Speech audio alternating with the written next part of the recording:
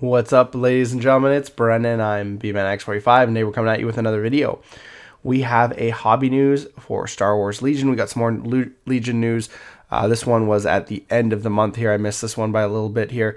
It's information about the 2025 and 2026 Grand Tournament season for probably Legion, probably X-Wing, and Armada now that they're canceled, the last final tournament they were talking about, as well as for probably Crisis Protocol, I'm guessing, and Shatterpoint. But anyways, we're going to get into it. We're going to look at it.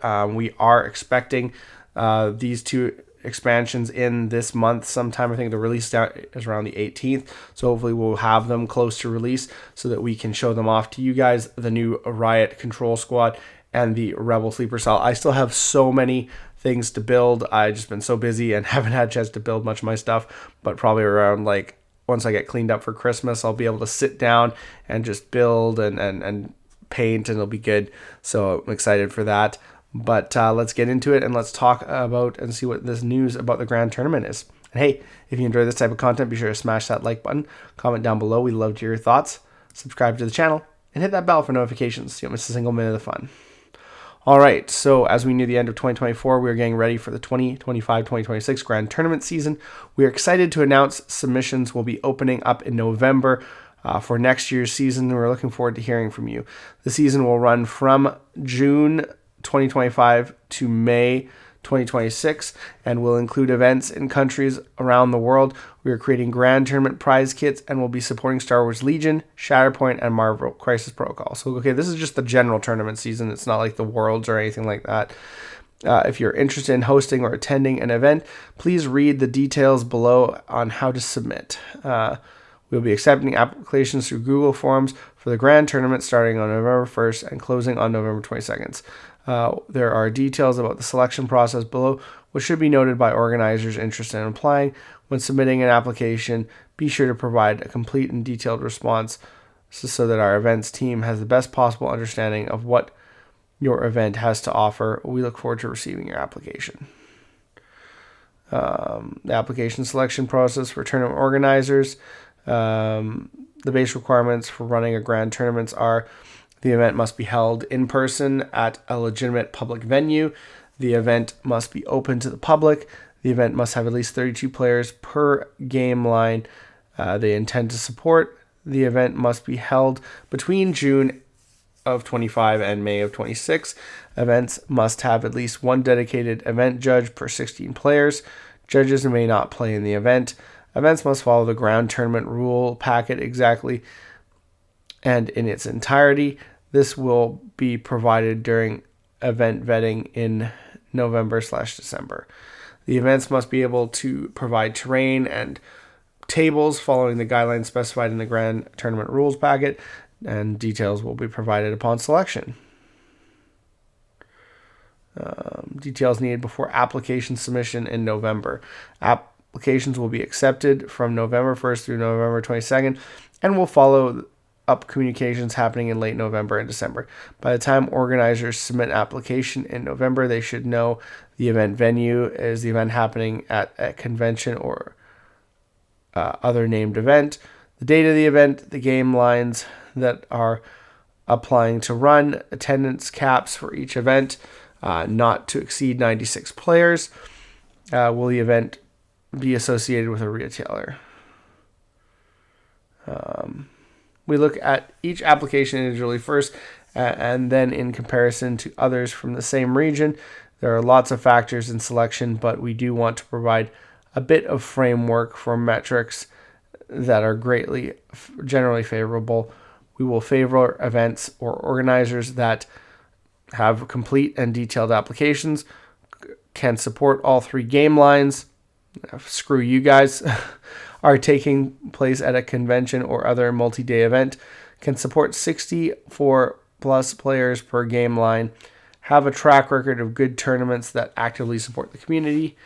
While keeping these in mind, we also try to choose events that cover as much territory geographically as possible, given the requirements and the number of kits we have.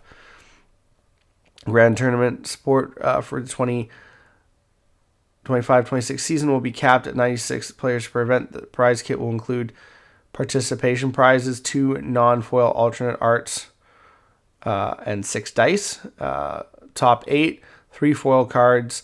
Top 4 acrylic tokens. Winner trophy, acrylic game dashboard, and 1 buy at AdeptiCon's Open Worlds if the grand tournament happens on or before February 28th, 2026. 1 buy. Yeah. So this is for, so this is more like regionals. It's not like a local tournament scene. It's more like setting up regionals, basically. If you were to use Digimon as an example, for the possibility that at Worlds for these games, you get a bye. You basically get a round 1 win if you're in the top. So these are bigger events. These are things like, I know when I played Yu-Gi-Oh!, the store in Victoria held a regionals one time, and it was like, like there were 60 plus people in there, but that's not usually what happened in the store, and they didn't do it in the store. They did it at the local community center right by the store. So it was a big setup. So this is more for big scale things. It would never happen in my local area because we don't have a lot of people that play Legion, unfortunately, and I am on Vancouver Island. So geographically, nobody's going to come to Vancouver Island to play Legion. No one's going to spend $100 to get on the ferry and then have to spend another $100 to go back home. So geographically, I would have to go to like Vancouver. If they had a big enough scene in Vancouver, they might do one there. Geographically, that is a more favorable area because it's the big city. It's close to the border. So people from the States could potentially come. So not something that's going to happen in my area. And obviously, it's funny because they said that this is for basically next year, which is funny because they talked about doing a World Championships for X-Wing and Armada next year to kind of celebrate the end of the game. But there's no news about that. But there's news about this, which this isn't even until 2026 that the Adepticon is. So it's just kind of funny that they're signing everything up now for like a 2-year stint. I feel like this is a little bit too far in advance that people will just not, and maybe people will run some grand tournaments, but and support 3 lines. Are you kidding me? Like you've made it hard enough to support Legion, let alone all 3 of your lines, and you've canceled 2 lines. So you've already had a massive amount of bad publicity with the community because you canceled 2 of their favorite FFG games in favor for your 1 game that you guys did, because they did Crisis Protocol, and then they basically just did Star Wars flavored Crisis Protocol. So, I mean, they don't make games. Legion and Armada and X-Wing are all very different games. You could say Armada and X-Wing are similar, but they're completely different scale. And Legion is the complete opposite of X-Wing. So the FFG teams that did those games had so much going for them because they had so much drive and passion for these games that they created completely new concepts to engage people and bring them into the Star Wars universe. Whereas all AMG is doing is recoding their game, their 1 game, Crisis Protocol, with a Star Wars finish, and then trying not to screw up Legion. Which sometimes they're failing really hard. So that to me, you're saying like, oh, well, we want you to support all 3 lines. Well, guess what, guys? You make it hard to support 1 line, let alone 3. So maybe when you guys get your crap together, people will run some of these tournaments. We'll see what happens. If you think your area is going to have a grand tournament, if you know a store owner that's going to do this and that's going to try to run 3 events, basically, and let me know, because that'd be interesting. But I think that this is another kind of AMG thinking that everything's good, that they're on top, that things are going to be good, and that everyone's excited for their stuff, even though they're constantly making mistakes. So that's just my opinion on that. I'm just sad. Like, the news from AMG is never really super exciting. It's always just like, okay, this was a waste of time. So that's unfortunate. But we will continue to bring you guys this stuff. I'm always excited about expansions, so that's really great. I just want to see, like, did they do anything for X-Wing transmissions? Has there been any transmissions? Nope. That was it. That was it. No update, since there's no update on Worlds next year. I kind of feel like that's a lie. Like, we won't see like an actual X-Wing Armada.